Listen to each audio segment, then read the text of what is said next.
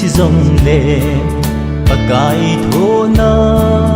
mahage linh duy dinh ta nghe COVID-19 ki sei zia mi tam ta in pathen song lo nat na ki chan hau in kot kha pathen ei pe na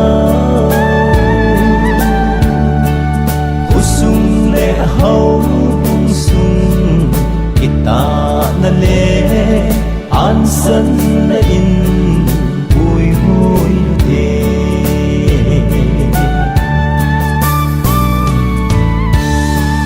để bin tu hi nin nung lam chu a hi ta ta san pati lani thung ta ei ho la a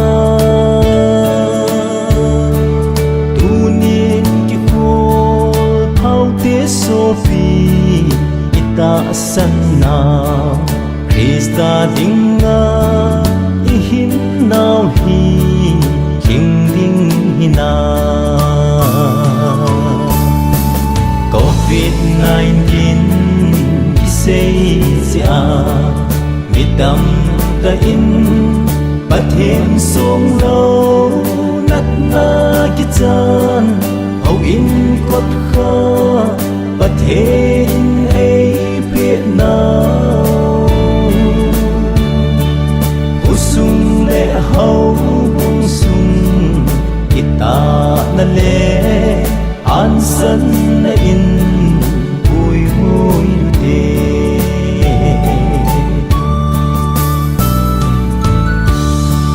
mi pa te ho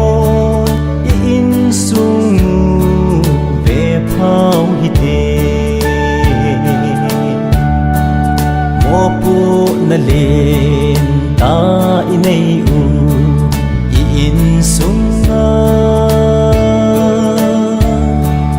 pagkay adya na sim tu dâu hinang gelin mai cham sim le tao nao pumin vui vui te COVID-19 say siya midam ta in pathen song lo nat na kitsan hau in kot kha pathen ei pe na usung le hau bung sung kita na le an san na in vui vui de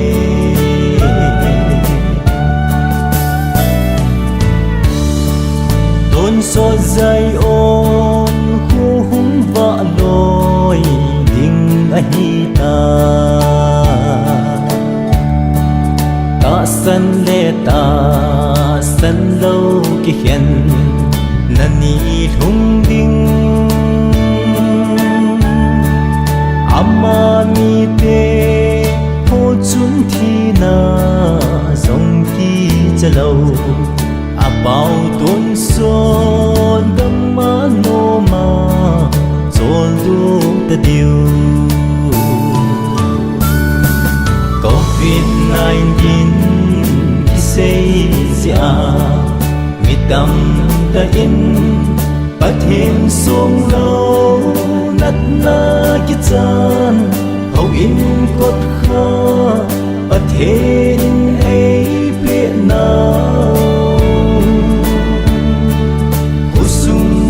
hau bung sung kita na le an san na in